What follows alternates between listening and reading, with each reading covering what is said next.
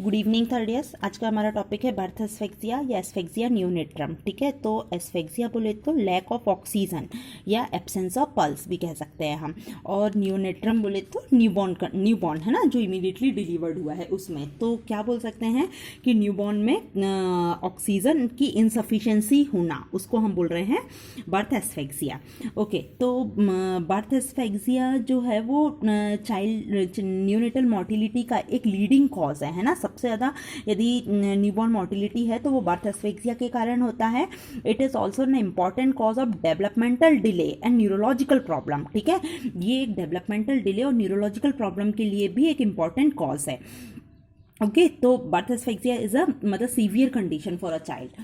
Then अब हम definition देखते हैं। तो birth asphyxia is the non establishment of satisfactory pulmonary respiration at the birth.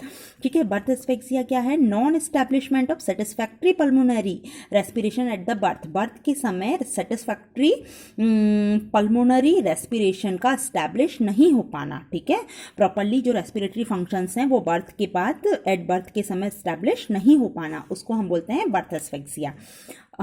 It is a failure of initiation and maintenance of spontaneous respiration. ठीक है, या हम क्या कह सकते हैं, it is a failure of initiation and maintenance, मतलब कि जो बर्थ के बाद रेस्पिरेशन इनिशिएट होना चाहिए है ना, और स्पॉन्टेनियस मेंटेन होना चाहिए, वो नहीं हो पाता है, फेल हो जाता है। उस कंडीशन को हम कहते हैं बर्थ एस्फेक्सिया।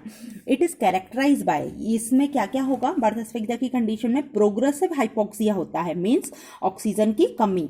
देन हाइपर कैप्निया है ना, CO2 का जो लेवल होता है वो टिश्यूज में बढ़ जाता है, फीटस में बढ़ जाएगा, न्यूबॉर्न में ज़्यादा हो जाएगा। देन हाइपोपरफ्यूजन है ना, और जो परफ्यूजन है वो भी क्या बोलते हैं, प्रॉपर नहीं होगा, इनसफिशिएंट परफ्यूजन होगा। देन मेटाबॉलिक एसिडोसिस की कंडीशन डेवलप हो जाती है, जो pH लेवल है वो डिक्रीज हो जाता है। ओके, तो it is a characterize by progressive hypoxia, hypercapnia, hypoperfusion and metabolic acidosis.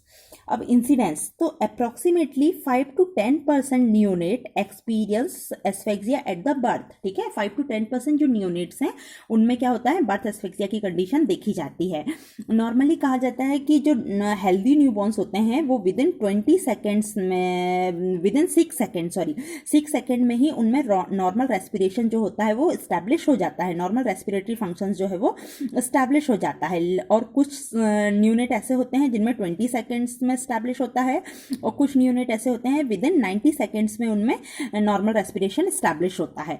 तो इन केस यदि चाइल्ड में विद इन मतलब 1 मिनट तक के यदि रेस्पिरेशन फंक्शन एस्टैब्लिश नहीं हो पाता है तो उस कंडीशन को हम बर्थ एस्फेक्सिया कहते हैं।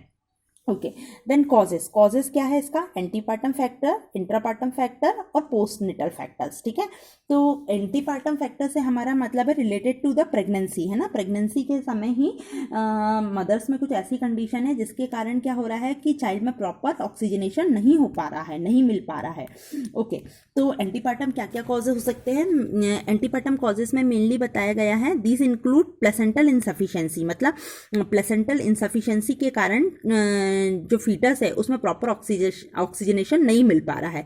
तो प्लेसेंटल इंसफिशिएंसी के क्या रीजन है? प्री एक्लेम्शिया हो सकता है।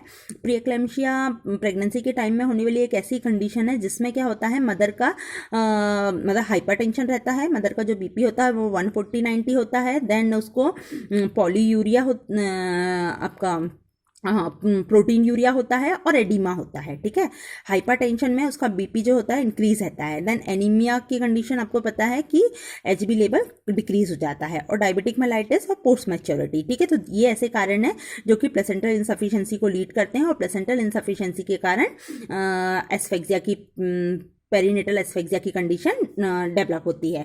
ओके, पेरीनेटल एस्फेक्सिया क्या है ये मैंने आपको बताया नहीं। पेरीनेटल एस्फेक्सिया बोले तो decrease O2 delivery to the fetus, मतलब फीटस में ऑक्सीजन का लैकिंग होना है ना, decrease oxygen delivery to the fetus, fetus में ऑक्सीजन का लैक होना। तो ये एंटीपार्टम रीजंस के कारण पेरीनेटल एस्फेक्सिया होने के चांसेस होते हैं। ओके, अब एंटीपार्टम क्या कॉजेस हैं? एंटीपार्टम बोले तो ड्यूरिंग लेबर है ना, लेबर के टाइम पे, डिलीवरी होने के समय पे। तो इस समय क्या कॉजेस हैं? The important intrapartum factor are the fetal distress हो सकता है, प्रीटर्म लेबर हो सकता है, fetal distress, preterm labour time से पहले जब लेबर होता है तब, एंटीपार्टम हेमरेज है ना, मदर को क्या बोलते हैं ड्यूरिंग प्रेगनेंसी के समय हेमरेज होता है, मतलब एबनॉर्मल ब्लीडिंग रहता है, वो कंडीशन हो सकती है, कॉर्ड प्रोलैप्स है ना, कॉर्ड के थ्रू ही मतलब प्लेसेंटा से कॉर्ड के थ्रू ही फीटस को क्या रिसीव होता है, ब्लड मिलता है और ऑक्सीजनेशन मिलता है। यदि कॉर्ड प्रोलैप्स की कंडीशन आ जाए, मतलब कि चाइल्ड बर्थ से पहले ही कॉर्ड जो है वो वेजाइनल एंड्रोइटस से बाहर आ जाती है, तो कॉर्ड कंप्रेशन होने के कारण प्रॉपर ऑक्सीजनेशन चाइल्ड को, फीटस को नहीं मिल पाता है। इसके अलावा क्या कॉज हो सकता है? Tight umbilical cord and the around the fetal neck, या फिर अम्बिलिकल कॉर्ड का अराउंड द फीटल नेक पर राउंड हो जाने के कारण, है ना, अराउंड होने के कारण। इसके अलावा यदि प्रोलॉन्ग लेबर है तो, है ना, और जो सेकेंड स्टेज ऑफ लेबर है वो 2 आवर्स से ज़्यादा है तो, है ना। अभी आप लोग ये सारे जो एंटीपार्टम और इंट्रापार्टम जो फैक्टर्स हैं वो आपके मिडवाइफरी के केसेस से रिलेटेड हैं, इसलिए शायद आपको कुछ टर्मिनोलॉजी समझ में नहीं आ रही होंगी। Then postnatal factors, postnatal factors क्या हैं? These are mainly related to the pulmonary, cardiovascular and neurological abnormalities of the neonate, है ना। पोस्टनेटल फैक्टर बोले तो आफ्टर बर्थ के बाद चाइल्ड में जो बर्थ एस्फिक्सिया हो रहा है, हम उन कॉजेस की बात कर रहे हैं, ठीक है। तो उसमें पल्मोनरी, कार्डियोवास्कुलर या न्यूरोलॉजिकल एबनॉर्मलिटी के कारण चाइल्ड में बर्थ एस्फिक्सिया की कंडीशन देखी जा सकती है। तो मेनली एस्पिरेशन के कारण चाइल्ड का जो एयर पासेज है वो ब्लॉक हो जाएगा और उसको सफिशिएंट ऑक्सीजनेशन नहीं मिल पाएगा, ठीक है, मतलब सफिशिएंट ऑक्सीजन नहीं मिल पाएगा, तो ऑब्स्ट्रक्शन ऑफ एयरवे के कारण। देन इसके अलावा यदि जो प्रीटर्म बेबीज होते हैं, है ना, उनमें क्या होता है, जो वीक रेस्पिरेटरी मसल्स वीक होती हैं जिसके कारण रेस्पिरेटरी फंक्शंस एस्टैब्लिश नहीं हो पाते हैं, और पुअर पल्मोनरी एक्सपांशन रहता है एंड लो एल्वुलरी सरफेक्टेंट होते हैं, ठीक है।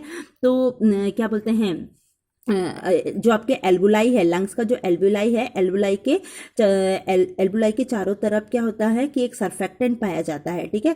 तो जो प्रीटर्म बेबीज होते हैं उनमें ये सरफेक्टेंट नहीं होता है, जिसके कारण उनका प्रॉपर रेस्पिरेशन या ऑक्सीजनेशन की जो प्रोसेस है वो फैसिलिटेट नहीं हो पाती है।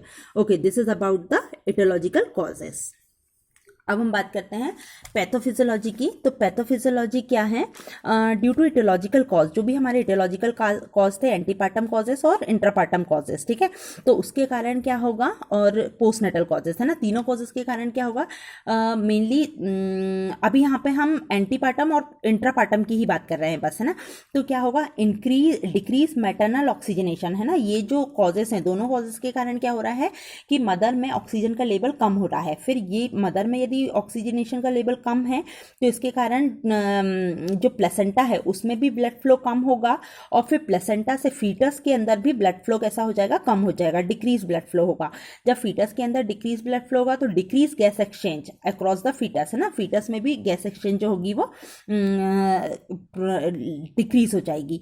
फिर डिक्रीज गैस एक्सचेंज होने के कारण क्या होगा कि decrease O2 in the fetus में हाइपोक्सिया की कंडीशन बन जाएगी, मतलब ऑक्सीजन का जो लेवल है वो कम हो जाएगा।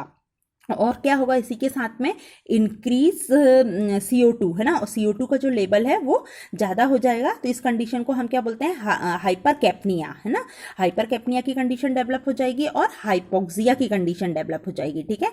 तो हाइपोक्सिया की जब कंडीशन डेवलप होगी तो यही लैक ऑफ ऑक्सीजन वाला जो ब्लड है वो बॉडी के डिफरेंट ऑर्गन्स में भी सप्लाई होगा, है ना।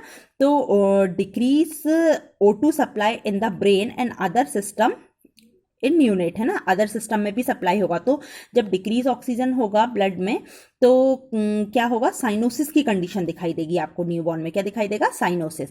ओके, अब ऑक्सीजन कम है तो इसके कारण क्या होगा, एनारोबिक ग्लाइकोलाइसिस होने लगेगा, मतलब कि ऑक्सीजन की एब्सेंस में ही ग्लाइकोलाइसिस की प्रोसेस होने लगेगी। जब ये होगा तो क्या होने लगेगा, चाइल्ड में मेटाबॉलिक एसिडोसिस डेवलप होगा। एनारोबिक ग्लाइकोलाइसिस के कारण क्या होगा, मेटाबॉलिक एसिडोसिस डेवलप होगा, और मेटाबॉलिक एसिडोसिस में जो pH लेवल होता है वो आपका कैसा हो जाता है, डिक्रीज हो जाता है। ओके, और मेनली मेटाबॉलिक एसिडोसिस के कारण कार्बन डाइऑक्साइड का लेवल भी ब्लड में बढ़ते जाता है। तो मेटाबॉलिक एसिडोसिस की जो कंडीशन है वो भी हाइपरकैप्निया की कंडीशन को लीड करती है। देन इसके अलावा और क्या हो सकता है, डिक्रीज ऑक्सीजन सप्लाई से मल्टीपल ऑर्गन डिस्फंक्शन हो सकते हैं, ठीक है, क्योंकि सारी जगह पे लैक ऑफ ऑक्सीजन वाला ब्लड जा रहा है तो सारे ऑर्गन जो है वो प्रॉपरली फंक्शन नहीं करते हैं।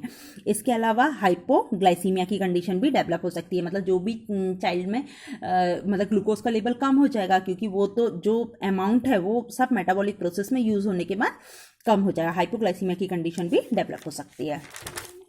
देन इसके बाद हम बात करते हैं क्लिनिकल फीचर्स, है ना। तो क्लिनिकल फीचर्स जो होते हैं वो किस चीज़ पर डिपेंड करते हैं, depend upon the etiology, intensity, duration of O2 lack and acidosis, है ना। इन सारी चीज़ों पे डिपेंड करते हैं कि हमारा इटियोलॉजिकल फैक्टर क्या है, इंटेंसिटी कितनी है, ड्यूरेशन ऑफ O2 लैक मतलब कितनी देर तक चाइल्ड को O2 प्रॉपर नहीं मिल रहा है ना, रेस्पिरेशन एस्टैब्लिश नहीं हो पा रहा है, और एसिडोसिस की कंडीशन कितनी सीवियर है, इस पर डिपेंड करता है। तो मेनली हम एस्फेक्सिया को 2 टाइप से क्लासीफाई कर रहे हैं यहाँ पे, एस्फेक्सिया लिविडा और एस्फेक्सिया पैलिडा। तो एस्फेक्सिया लिविडा की जो कंडीशन है वो स्टेज ऑफ साइनोसिस होती है, मतलब इसमें चाइल्ड को क्या दिखाई देगा, साइनोसिस, ब्लू कलर स्किन दिखाई देगी, और अबगार स्कोर कैसा रहेगा, 0 to 6 रहेगा इस कंडीशन में। और एस्फेक्सिया पैलिडा की कंडीशन में क्या होगा, स्टेज ऑफ शॉक, है ना, शॉक की कंडीशन होती है, और इस समय जो अबगार स्कोर होता है वो 0 से 3 होता है। ओके, तो ये जो कंडीशन है, इस कंडीशन में हमें चाइल्ड को रिसक्सिटेट करना पड़ता है ना। Then depending upon the Apgar score के अकॉर्डिंग यदि हम इसका क्लासिफिकेशन करें तो सीवियर डिप्रेशन दिखाई देगा हमें 0 से 3, मतलब जब अबगार स्कोरिंग जो है यदि वो 0 से 3 आ रहा है चाइल्ड का तो सीवियर डिप्रेशन होगा, यदि 4 to 6 आ रहा है तो मॉडरेट डिप्रेशन दिखाई देगा, और 7 to 10 है it means no depression. Okay, तो दिस इज अबाउट द मतलब एस्फेक्सिया का क्लासिफिकेशन हमने देखा है उनके क्लिनिकल फीचर्स के अकॉर्डिंग। तो मेनली जो क्लिनिकल फीचर्स हैं, है ना, हम अब एस्फेक्सिया की जो कंडीशन है वो कैसे डायग्नोज करते हैं, अबगार स्कोरिंग के थ्रू डायग्नोज करते हैं, ठीक है। यदि हमारा अबगार स्कोर 0 से 3 आया तो हम बोलेंगे सीवियर डिप्रेशन है, और 4 to 6 आया तो मॉडरेट डिप्रेशन की कंडीशन है। तो ये दोनों ही कंडीशन कैसी है, एस्फेक्सिया की कंडीशन है। ओके, इसके अलावा हमको चाइल्ड में क्या रहेगा, मेन एब्सेंस ऑफ क्राई या weak cry, absence of cry रहेगा पर मे बी वीक क्राई भी चाइल्ड में प्रेजेंट हो सकता है, ठीक है। फिर इसके बाद ब्लूइश और ग्रे स्किन कलर, है ना, साइनोसिस डेवलप हो जाएगा, पीरियोडिक इरेगुलर ब्रीदिंग रहेगा, हाइपोटोनिया रहेगा, then loss of reflexes, child कोई भी रिफ्लेक्सेस शो नहीं करेगा, एपनिया की कंडीशन भी हो सकती है, absence of respiration, seizures develop हो सकते हैं, है ना, न्यूरोलॉजिकल डिस्फंक्शन डेवलप हो जाएगा, देन कोमा और स्टूपर्स, है ना, ये कंडीशन भी आपको दिखाई दे सकती है। तो this is about the clinical manifestation. Okay, Apgar score मैं आपको पहले ही पढ़ा चुकी हूँ कि अबगार स्कोर क्या है ना, जब तक आपको अबगार स्कोर क्लियर नहीं होगा तब तक आपको ये चीज़ें समझ में नहीं आएंगी। ओके, अब नाउ ट्रीटमेंट। तो इसका जब 0 से 3 की जो कंडीशन होती है तो आपको पता है कि हमें क्या ट्रीटमेंट करना है, चाइल्ड को रिसक्सिटेशन करना है, ठीक है। और 4 to 6 की जब अबगार स्कोर होता है तो हम फ्री फ्लो ऑफ ऑक्सीजन देते हैं, ठीक है।